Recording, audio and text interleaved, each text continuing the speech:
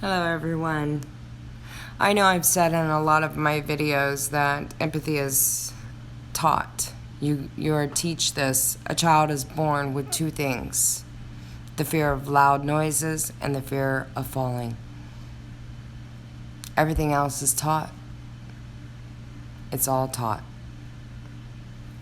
So I want to talk about empathy and what it really is, and it can be taught. Empathy is at the heart of what it means to be human. It's a foundation for acting ethically, for good relationships of many kinds, for loving well, and for professional success. And it's key to preventing bullying and many other forms of cruelty. Empathy begins with the capacity to take another perspective, to walk in another's shoes, to put yourself in another person's shoes. But it is not just that capacity. Salespeople, politicians, actors, marketers are often very skilled at talking and taking other perspectives, but they may not care about others. Con men and torturers take other perspectives so they can exploit people's weaknesses. Empathy includes valuing other perspectives and people. It's about perspective taking and compassion. How can parents cultivate empathy?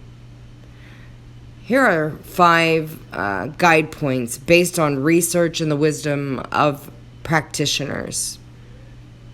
Number 1 is empathize with your child and model empathy for others. Children learn empathy both from watching us and from experiencing our empathy for them. When we empathize with our children, they develop trusting, secure attachments with us. Those attachments are key to their wanting to adopt our values and to model our behavior, and therefore to building their empathy for others.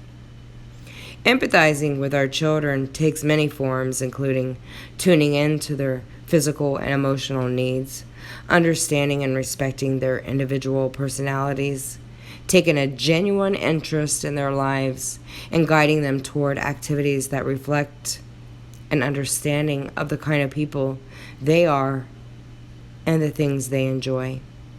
Children also learn empathy by watching those we notice and appreciate. They'll notice if we treat a server in a restaurant or a mail carrier as if they are invisible. On the positive side, they'll notice if we welcome a new family in our child's school or express concern about another child in our child's class who is experiencing one challenge or another. Finally, it's important for us to recognize what might be getting in the way of our empathizing. Are we, for example, exhausted or stressed? Does our child push our buttons in a specific way that makes caring for her or him hard at times? I want you to try this. Know your child. Ask your child questions. For example, what did you learn today that was interesting? What was the hardest part of your day? How would you most like to spend a day if you could do anything? Do you have a friend that you especially respect? Why do you respect that person? Demonstrate empathy for others, including those different from you.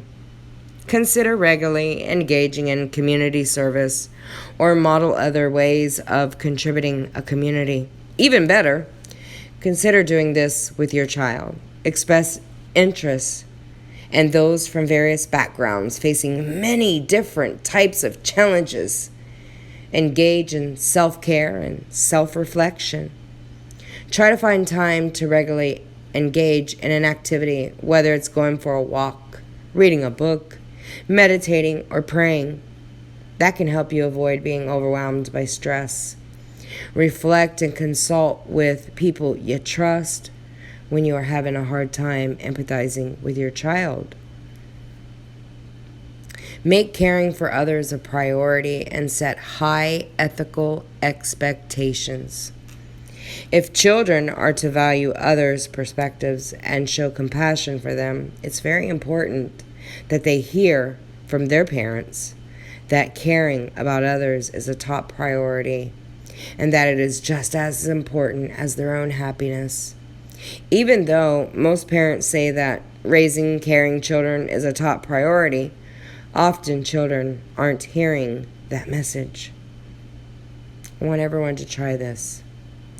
Keep to a clear message. Consider the daily message you send to children about the importance of caring. For example, instead of saying, "The most important thing is that you are happy," you might say, "The most important thing is that you are kind and that you are happy." Prioritize caring when you talk with other important adults in your children's lives. For example, ask teachers and coaches whether your children are caring. Community members, in addition to asking about their academic skills, grades, or performance, ask the teachers, "Is my child caring enough?" Help your children understand that the world doesn't revolve around them. It's vital at times for parents to put children's concern for others above their happiness. For example, insisting at times that children turn off the TV and help around the house. Be polite, even when they are in a bad mood, or not dominant the airwaves when they are talking to other children or adults. Provide opportunities for children to practice empathy. Children are born with the capacity for empathy, but it needs to be nurtured throughout their lives. Learning empathy is, in certain respects, like learning a language or a sport. It requires practice and guidance. Regularly considering other people's perspectives and circumstances helps make empathy a natural reflex, and through trial and error, helps children get better at turning into others' feelings and perspectives. I want everyone to try this. Have family meetings. Hold family meetings when there are family challenges or conflicts. And in those meetings, give children a voice and encourage them to take the perspective of other family members. Listen carefully to the views of others. Encourage empathy for peers. Ask children about their classmates and other peers. Ask children when they're in conflicts with peers to consider their peers' perspectives. Reflect on empathy and caring. Notice with your child when you're together and someone exhibits strong empathy or shows a lack of empathy, either in your daily life or in a book or on television. Discuss why acts of empathy are important and why lacking empathy can be harmful. Discuss ethical dilemmas. Discuss with your children ethical dilemmas that help them appreciate various perspectives. Should I invite a new neighbor to my birthday party when my best friend doesn't like her? Should I tell my friend if I know her boyfriend, who is also my friend, cheated on her? Support doing with. Encourage children not just to do service, to do for others, but to do with others. Working with diverse groups of students to respond to community problems. Expand your child's circle of concern. We often talk about empathy as a quantity. For example, we speak of children as having a lot of or a little empathy or as lacking empathy entirely. Even adults. Yet the issue often isn't whether children can empathize or how much empathy they have. It is who they have empathy for. For most of us, it's not hard to have empathy for our family members and close friends. It's also human nature to have empathy for people who are like us in some way. But the real issue is whether children and adults have empathy outside that circle. As parents and caretakers, it's not only important that we model appreciation for many types of people, It's important that we guide children in understanding and caring for many kinds of people who are different from them and who may be facing challenges very different from their own challenges. Zoom in and zoom out. Help children learn to zoom in, tuning in carefully to others, but also to zoom out, taking in multiple perspectives and people. Use newspaper or TV stories to start conversations with children about other people's hardships and challenges, or simply the different experiences of children in other country or community. Understand those who are different or struggling. Emphasize with your child the importance of really listening to others, especially those people who may seem unfamiliar, whom they don't immediately understand. Encourage children to consider the feelings of those who may be vulnerable, such as a child experiencing some family trouble, or an unpopular child,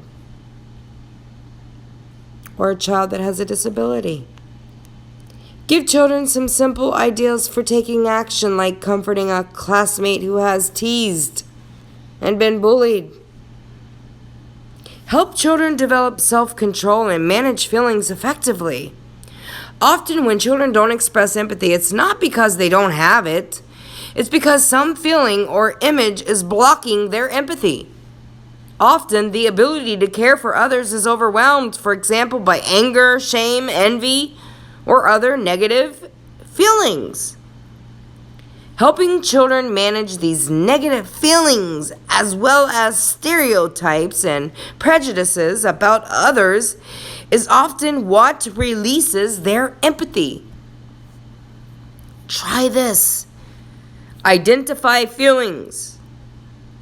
Name for children their difficult feelings such as frustration, sadness, and anger, and encourage them to talk to you about why they are feeling that way.